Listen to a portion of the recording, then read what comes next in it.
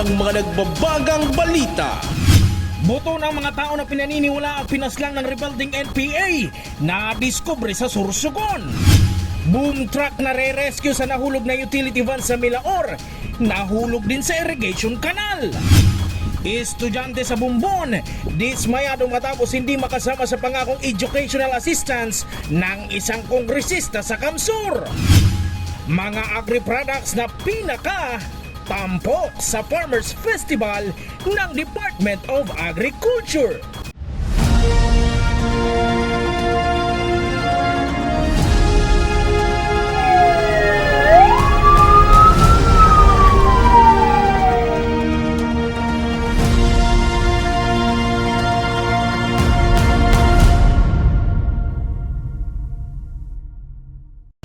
Magandang gabi. Narito ang mga maiinit na balita sa Camarines Sur. Nadiskubre ng mga otoridad ang kalansay ng 2 katao na pinaniniwala ang pinaslang ng rebelding grupong New People's Army o NPA sa Barangay Dolos, Bulan, Sorsogon. Nahukay ang naturang mga kalansay nitong Sabado, May 9 ng tropa ng 22nd Infantry Battalion at PNP. Ayon sa impormasyon, pinaslang ang mga biktima taon pang 2013. Batay sa testimonya ng dating kasapin ng KLG-2, SRC-3, BRPC na tumulong sa pagtunton ng pinaglibingan ng mga biktima. Na-recover din ang itim at puting damit, shorts, na pinaniniwala ang pag-aari ng mga biktima. Na-recover din ang iba't ibang gamit sa paggawa ng improvised explosive device o IED, magazine ng baril at iba pa. Sugatan naman ang Deputy Secretary ng rebelding grupo matapos maka-engkwentro ang 2nd Infantry Battalion sa Barangay Miarbas, Palanas, Masbate nitong Linggo, May 10. Ayon sa impormasyon, tumagal ng 5 minuto ang palitan ng putok ng rebelde at militar. Agad na ginamot ng tropa ng militar si alias Daddy, nakilalang leader ng NPA sa probinsya na sangkot sa iba't ibang kaso ng pagpatay, paglabag sa Anti-Terrorism Act, illegal possession of firearms and explosives, ammunition, maging attempted homicide. Totally damaged ang isang bahay sa Naga City matapos ang sumiklab na sunog kanina. Inaalam pa ng Bureau of Fire Protection ang mitsan ng sunog. Si John Amador sa detalye. Igwa pa sa gilid, uni sa laog! Uni sa laog! Igwa pa sa laog! Naggumahog ang mga residenteng yan sa Zone 5 Anona Street, Clupa, Calawag, Naga City matapos sumiklab ang isang sunog sa isang bahay pasado alas 12 ng tanghali ngayong araw, May 11. Makikita sa video ang pagkukumahog ng mga kapitbahay at mga kabataang nagtulong-tulong sa pag-apula ng apoy gamit ang tubig sa kanal. Nagsisireselfon ako, sir, tapos may bigla na lang ako nadangog na buminagsak na garbagay. Pagiling ko, sir, kalayo, sir, tapos bigla na lang kuminurab. Duman na nag-phone, sir, nagwarak na si Kalayo, yan, puno na yan, tapos ang paduros paduman. Pero mayang tao ka na iling... Mayo, sir, mayang tao, sir. Inisip ko nga kami nagluluto, tapos binayaan. Ayon sa mga residente, wala sa nasunog na bahay ang nakatirang kinilalang si alias Kulot. May mga nakikita umanong nagiinuman sa bahay bago ang insidente. Tara, sir. Sa mo, sir, walang tali, sir. Tapos, duman, tubig naman, sir. Diyan sa may... Pero dahil manalaw. Diamond, sir. Ubus si Asim Merok ni sir. Kung dahil naggiro, pasigurado, damay sa mo. At least na tabang-tabangan na raw. Sir. Narespondihan naman ng mga tauhan ng Bureau of Fire Protection Naga City Central Fire Station at fire volunteers ang sunog at napigilang hindi na kumalat pa sa mga karatig bahay. Wala namang malubhang nasaktan sa insidente. Nagpapatuloy pa ang investigasyon ng mga otoridad sa mitsan ng sunog. John Amador, CSN. Sa ikalawang linggo ng Mayo, muling tataas ang presyo ng kada litro ng gasolina. Ayon sa industry sources, piso hanggang 3 piso ang itataas sa kada litro ng gasolina. May rollback naman sa kerosene at diesel. Ayon sa oil industry sources, 7 pesos hanggang 9 pesos and 57 centavos naman ang ibababa sa kada litro ng diesel. Ayon sa oil industry sources, 7 pesos hanggang 9 pesos and 57 centavos naman ang ibababa sa kada litro ng diesel. Habang pinakamalaki ang tapyas sa kerosene mula 12 pesos hanggang 15 pesos per liter. Nahulog sa irrigation canal sa bahagi ng Flor de Lis, Milaor, Camarines Sur ang boom truck na re-rescue sana sa nahulog na utility van sa kanal. Kahapon nang mahulog sa irrigation canal ng lugar ang utility van matapos umanong makatulog ang driver nito. Kaninang pasado alas 10 ng umaga nang iaangat na sana ang utility van ng boom truck nang ito ay mahulog rin sa kanal. Nagtamo ng sugat ang driver ng boom truck na nasa mabuti ng kalagayan ngayon. Nagdulot din ng pagbigat sa daloy ng trapiko ang clearing operation sa lugar ng insidente. Kami po, pirmi man nagpapagirumdum sa mga drivers, sa mga motorista na mag-ingat po pirmi sa pagdadrive. Although sinasabi tayo na aksidente yan dahil sinasadya, pero kung maging maingat po siguro kita, baka makaiwas kita sa mga aksidente. Hanggang May 30 pa po matatapos ang summer vacation. So nakalatag po iyan para nga purposely sa mga motorista na nag-aagi po along Maharlika Highway. Kung may problema po sindaw, kung ano man na kaipuhan ninda, may pulis po silang madudulukan. Lakas loob na lumapit sa Kamsur News ang isang estudyante sa Bumbon, Camarines Sur na napangakuan ng educational assistance ng tanggapan ni Nooy Mayor Nelson Legacion. Estudyante, dismayado dahil matapos ang ilang ulit na pagpapasumite ng requirements ay hindi sila nakasama sa master list. Narito ang ulat. Congressman Nelson Legacion, ako Bicol Party List, Bong Rodriguez. Sana po maging makatarungan po kayo. Share a little kindness for all. Sana po kung mayroon mga pong abiso, sana po maging patas po kayo. Mapabilis po yung pagsabi na merong educational assistance. Kasi po, alam naman po natin na lahat po nag-effort na magbigay ng mga information from transportation para lang po maipasa at mag-umasa na magkakaroon ng educational assistance. Yan ang matapang na panawagan ni alias Joey, hindi niya tunay na pangalan, matapos mapangakuan ng educational assistance na hanggang ngayon ay hindi nila maaninag. Kwento ng third year college student na si Joey, nagsimula ang alok ng 5,000 to 10,000 pesos na educational assistance bago mag-eleksyon o panahon ng pangangampanya noong nakaraang taon. Dumulog sa amin ang napangakuan ng educational assistance at idinitalye kung paano sila naengganyo para sa programa. Dahil prosigitong makatapos sa pag-aaral, naengganyo umano siya at iba pang kabataan na mag-apply sa pangakong educational assistance. Agad umano nilang inasikaso at kinumpleto ang mga kinakailangang requirements, ngunit makalipas ang halos isang taon ay tila pinaulit-ulit silang pinasumite ng parehong requirements. Matapos ang makailang ulit na pagpapasumite ng requirements at pinabalik-balik sa tanggapan ni Nooy Mayor Legacion ay wala umanong malinaw na update sa pangakong tulong sa edukasyon. Almost 4 times po kaming kinailangan mag-submit ng updates at magbigay ng required information. Una po yung handwritten kasi hindi daw nila agad yung information para ma-process agad. Pangalawa is yung printed na daw kasi di tinanggap yung una.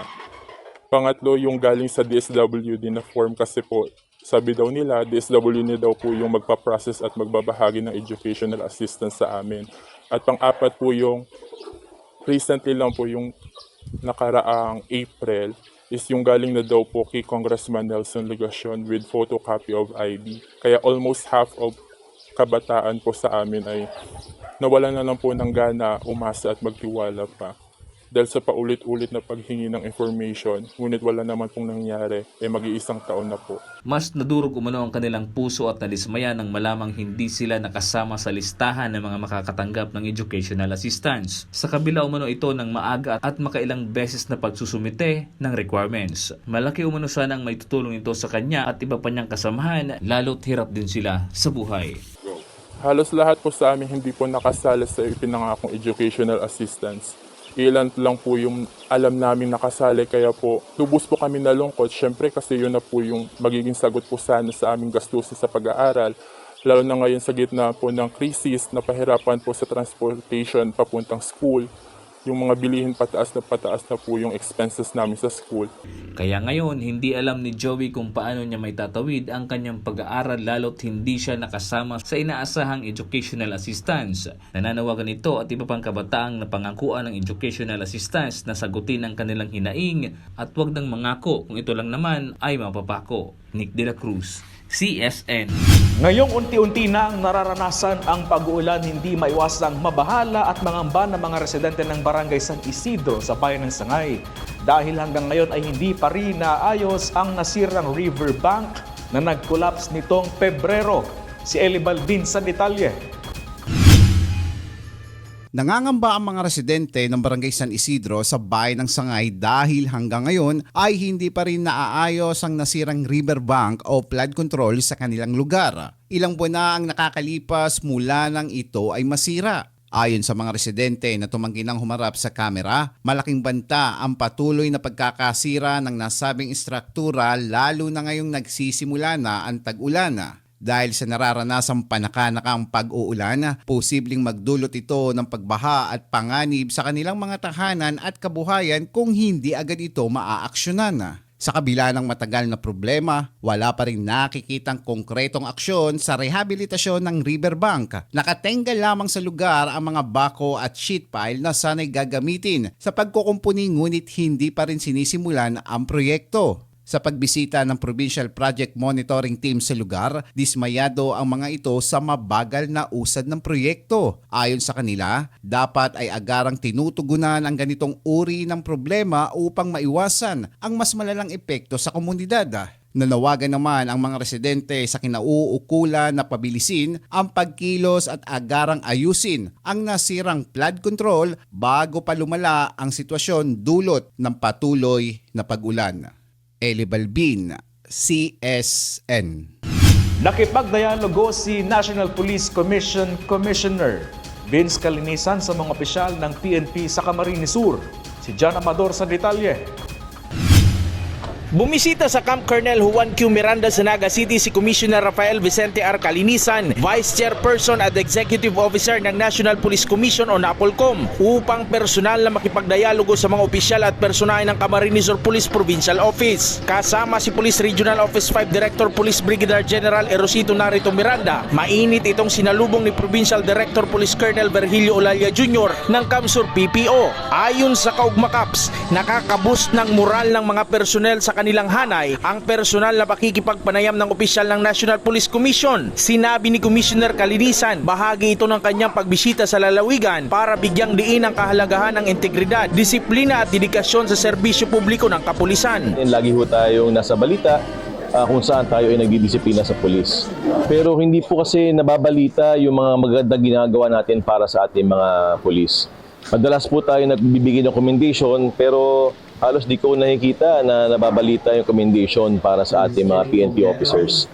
So we need to go down para maintindihan nila na hindi naman nasa pedestal yung NAPOLCOM. Ang pananaw ko, dapat kasama mo ang tropa. Dapat nakikitahan ng iyong mga kasama. Ito yun. Ito ang pamamahala. Ito ang aking leadership style. I am one with the policemen. I am not above them, I am with them. Hinimok ni Commissioner Calinisan ang hanay ng kapulisan na patuloy na paigtingin ang pakikipag-ugnayan sa komunidad, malasakit sa mamamayan at profesionalismo bilang pulis para bumalik ang tiwala ng mamamayan sa kanilang hanay. Sa Philippine Constitution, ang pulis ng pulis, NAPOLCOM. Totoo lang, ang boss ng pulis ay ang NAPOLCOM. Ngayon po, active partner po ang NAPOLCOM ng PNP kung saan ang moral at welfare ng ating kapulisan ay sinisilip, yung kanilang promotion, yung kanilang mga allowances, lahat po ng para sa pulis ay dapat sa pulis. Pero ang kapalit naman ho, kapag ang pulis ay nagwalangya, sigurado kong may paglalangyan. At we will be strict about it and we will show the Filipino people that the policeman is snappy, dapat po pagkatiwalaan, and we will rid our police force with abusive cops. Nagpapasalamat naman ang pamunuan ng Camarines Sur Police Provincial Office sa pagbisita ni Calinisan at paggabay sa mga kapulisan ng lalawigan. Jan Amador, CSN. Pinakamalaki, pinakamahaba at pinakamabigat na ani ng mga magsasaka ang tampok sa Farmers Festival ng Department of Agriculture. Si Jem Garcia sa detalye. Bilang bahagi ng pagdiriwang ng Farmers Festival ng Department of Agriculture Bicol, isa sa kaabang-abang ay ang pinaka-contest kung saan ipinapakita rito ang iba't ibang ani ng mga magsasaka na kakaiba sa normal na itsura, hugis, bigat at haba. Isa sa mga sumali sa pinaka-contest ay sina Beatriz at Marichu na mula pa sa Irigas City na kapwa first place sa may pinakamalaking produkto sa kamote at ube. Ayon sa kanila, isa umano sa sekreto sa malaking bunga ay ang ganda ng lupang kanilang tinataniman. Kaya naman halos lahat ng pananim nila sa kanilang bukid ay may kakaibang laki tulad na lang ng produktong dala nila. Tapos yung tinaniman niya, nakadepende rin siguro sa lupa. Sa lupa. May buhangin yung ano niya, buhaghag ba? Basta ilinagay ko lang yung sa tinanim ko lang yun pagkatapos yung nabayaan, lumago. Basta di siya natutubigan baga ma'am. Kasi pag naanoan ng tubig na sisira, nabubulok. Samantala, isa rin sa nakasungkit ng first place sa may pinakamahabang patol at pinakamabigat na kalabasa ay si Rebecca ng Tigaon, Camarines Sur na ilang beses nang sumali sa pinaka-contest. Isa po is the variety, the technology ng isang magsasaka. Dapat ibigay mo po yung right kind of fertilizer, right amount, right time, and the right place where to apply the fertilizer. And the best technology dapat i-apply mo para makuha mo yung best fruit. Kasi parang tao yung plants, dapat po inaalagaan, minamahal at palaging kinukumusta. Aniya, malaking tulong umano ang programang ito sa mga magsasakang tulad nila dahil nabibigyan sila ng oportunidad para maipakita ang kani-kanilang anin na labis nilang pinaghirapan. Ang programang ito ay isa sa inorganisa ng Department of Agriculture Bicol bilang pakikiisa at pagsuporta sa mga magsasaka at mangingisda ng probinsya at natutulungan silang maipagbili ang mga produktong ito sa pamamagitan ng Kadiwa Agribusinesses. Itong ginagawa nating mga selebrasyon ay simple lang pero ito ay bilang tribute sa ating mga magsasaka na patuloy na nagpupunyagi, nagtatanim kahit maraming problemang kinakaharap. And patuloy na sumusuporta, tumatangkilik sa mga programa ng Department of Agriculture. And ito din ay bilang para matulungan sila na ma-market yung mga products nila. Kung makikita ninyo, ang dami na ngayon mga pakwan, mga mangga, and yung mga melon, mga napapanahon ng mga prutas na mga lokal na prutas na sana itangkilikin natin. So inaanyayahan ko ang mga nanonood na magpunta po sa Department of Agriculture. Hanggang May 13 po, bukas ang ating mga kadiwa. Ang mga nanalo sa patimpalak ay nabigyan ng mga premyo tulad ng mga binhi ng pananim at iba't ibang kagamitan na maaari nilang magamit sa pagtanim at pag-ani ng kanilang mga produkto. Jam Garcia, CSN.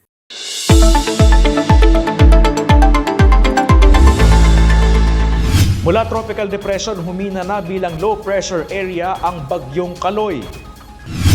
Ayon sa Pag-asa, ang paghina ng Tropical Depression Kaloy ay dahil sa high pressure area na nakaapekto sa galaw at pag-intensify ng bagyo. Sa ngayon, patuloy na mararanasan ang maalinsangang panahon sa kabikulan at iba pang bahagi ng bansa. Sa forecast ng Pag-asa, patuloy na makakaranas ng extreme caution hanggang danger level heat index ang Bicol region.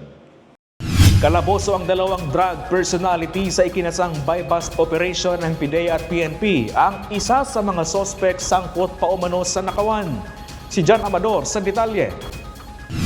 Hindi na nakapalagpa ang 23 anyos na si alias Dodoy, isang tattoo artist matapos ang ikinasang buy-bust operation ng PIDEA nitong Sabado, May 9 sa San Rafael, Cararayan, Naga City. Nasamsam ang inihinalang droga na nagkakahalaga ng 130,000 pesos at mga bank transaction records na libo-libo at hindi bababa sa 50,000 ang ipinadala. Samantala, hapon nitong linggo na aresto din ng Naga City Police Office Police Station 5 ang isang tulak ng droga na kinilala sa pangalang Jordan. Ayon sa Station 5 ng Naga City Police, 2 linggong minanmana ng mga otoridad ang illegal drug activities ng sospek. Ayon kay Major Ordonez, marami ng kaso ang sospek at sangkot rin sa kaso ng mga pagnanakaw. Ito ay dati nang may mga kaso.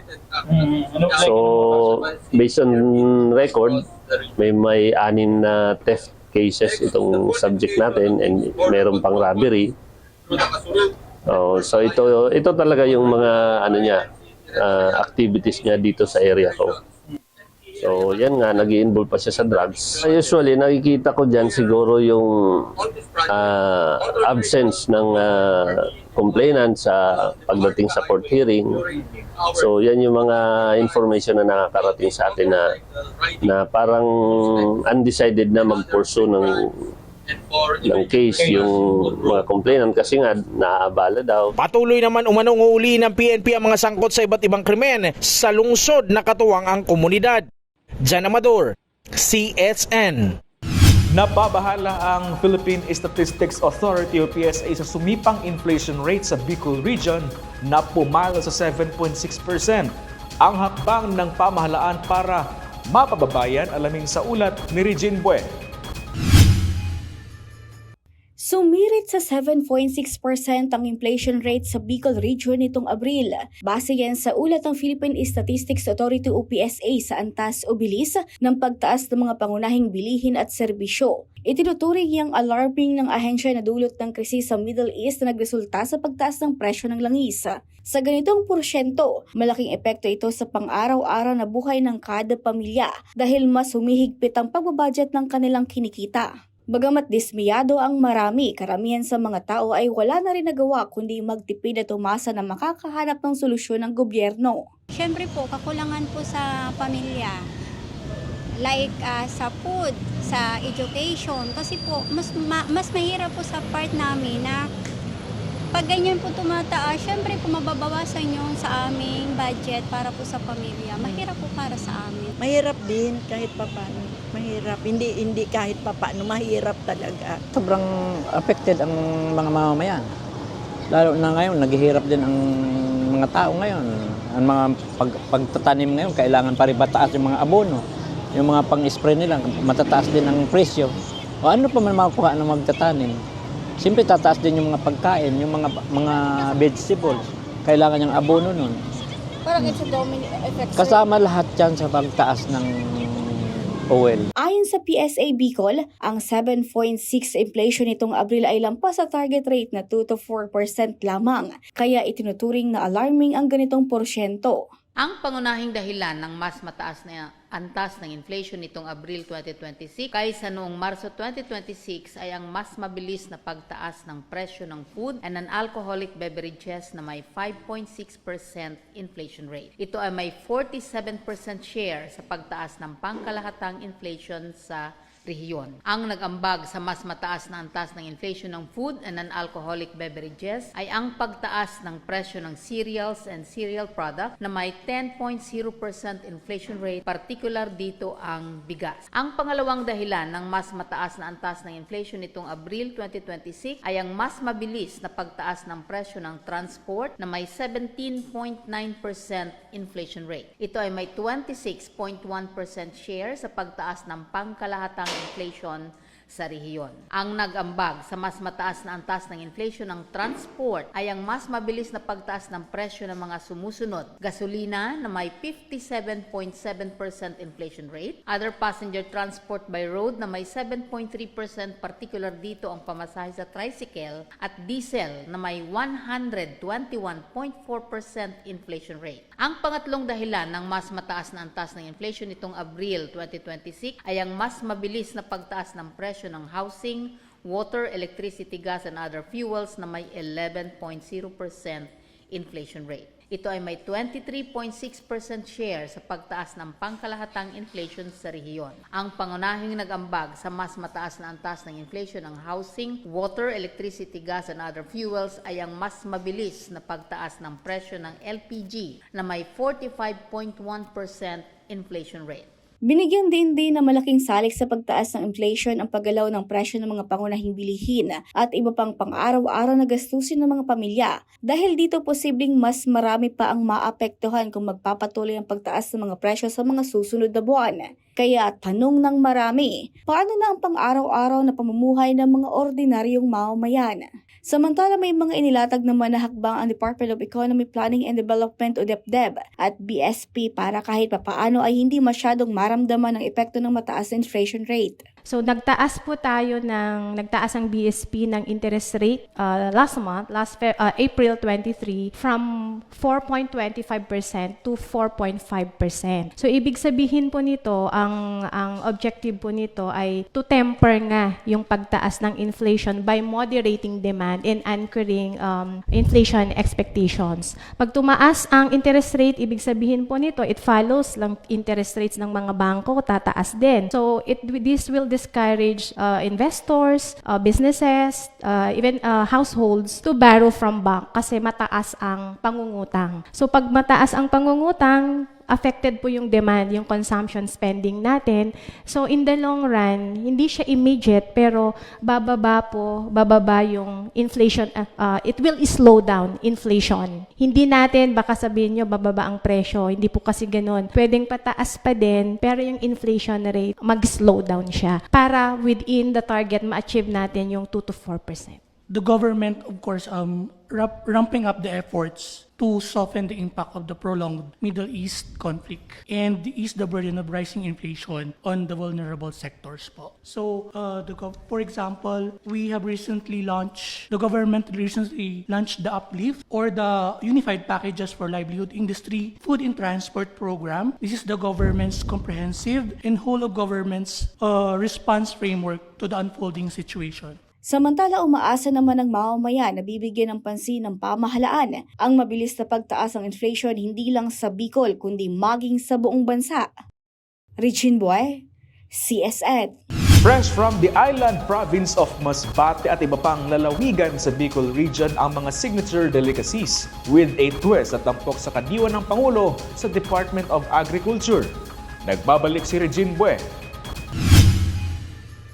Mula sa matatamis na produktong gawa sa gatas ng kalabaw ng Masbate hanggang sa mga pagkain mula sa prutas na pinya mula sa Camarines Norte, ipinakilala ng iba't ibang probinsya sa Bicol ang kanilang mga sariling produkto sa kadiwa ng Pangulo kasabay ng Farmers Festival ng Department of Agriculture.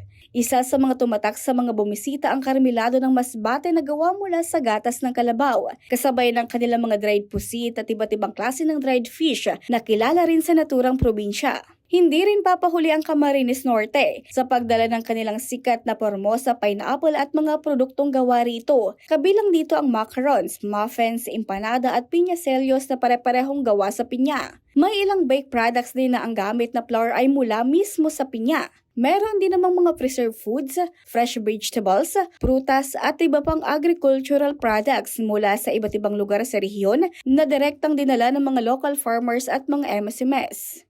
Ayon sa agri-entrepreneurs na nagtampok ng kani-kanilang produkto, malaking tulong ang kadiwa ng Pangulo upang mas makilala ang mga produkto ng mga local farmers at agribusiness owners. Nakakatulong din ito para mas direktang makabenta ang mga negosyante at mas mapalapit ang kanilang produkto sa mga consumer. Dagdag pa nila mas nakakasiguro sila ng kita sa mga ganitong aktibidad dahil madalas na nauubos o nababenta agad ang kanilang mga produkto. May product po kami dito na inilagay from Cam Norte po. Isa po siya sa beneficiary po ng aming project. Camarines Norte Primary Multipurpose Cooperative. May mga product po kami na dala mula sa kanila. Yung macaroons, yung macaroons na gawa po siya sa queen pineapple flour. Then, meron po sa muffins and yung crinkles din po. Isa po sa pinaka-commodity po ng Camarines Norte is queen pineapple po. Isa po sa pinakamatamis na pinya ang galing po sa Camarines Norte. For how many years namin na pagdi-display, still mabenta pa rin at goods naman. At nadadala namin ang mga produkto galing Masbate. At yun naman talaga ang purpose namin dito para makilala. Endorsement na din po. Bilang usad na isang parang ganito, nag-i-exhibit, isang farmer din as usual. Mas maganda po talaga na may ganito. Una't una po, hindi na po mahihirapan ng mga farmers mag-dispose. At the same time din, yung parang hindi nababarat, yung para sa amin, yung hindi namumura yung produkto, nadidispose ng farmer, from farmer to consumer po talaga siya. At mura na halaga. Yung parang ganon, yung hindi na dumadaan sa middleman po. Umaabot sa halos 50 exhibitors ang lumahok sa aktibidad na tatagal hanggang Biyernes, Mayo 15. Dahil dito inaanyayahan ng Department of Agriculture ang publiko na bisitahin ang mga stall sa loob ng DA Regional Office at suportahan ang mga lokal na produktong gawa ng mga Bicolanong magsasaka at negosyante. Regine Boy, CSN. Sakto sa summer season ang basaan dahil ipapalabas na simula sa May 23 ang game show na kinunan mismo sa Kamsur, ang Too Big to Handle, What the Fun? Narito ang ulat.